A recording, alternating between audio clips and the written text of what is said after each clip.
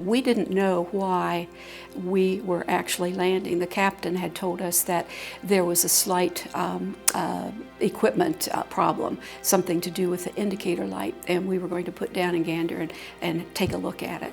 And also told us that we had to dump 30,000 pounds of fuel because we were too heavy to land at Gander. Once we landed, the captain did come back on. He apologized for the ruse, said actually the equipment is fine, but there's a national emergency in the United States. All the borders are closed. The airspace is now under control of the military. The atmosphere on our plane, it was absolutely quiet, really. I've never heard such silence in all of my life.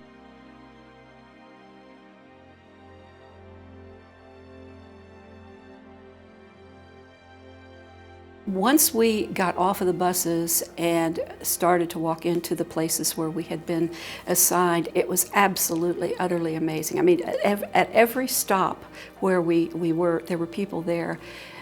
Welcome, we're happy to have you here. We're sorry about what happened.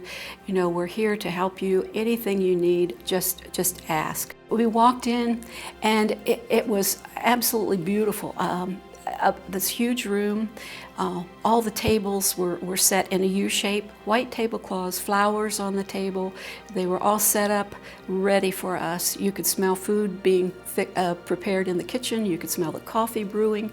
And all of these people were just absolutely, they welcomed us like we were long lost friends. That's where my heaven began, where I realized, I mean, you know, after listening to all the things that were happening and forming these pictures in my mind of what Captain Sweeney was telling us was happening, and then to be taken to a tiny little town where these people were so kind and they were so generous, and they genuinely cared about us. They really, that's where my heaven happened.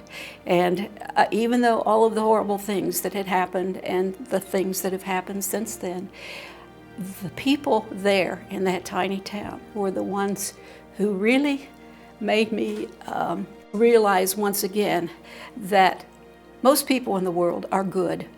You know, there are some real bad people in the world, but Lewisporte, Newfoundland is truly heaven to me.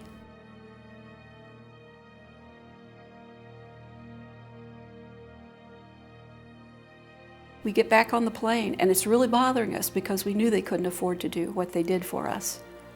So we had to do something. We knew we had to do something. But how do you do something for somebody who doesn't want you to, but you know you have to, but you have, how do you do it without offending their dignity?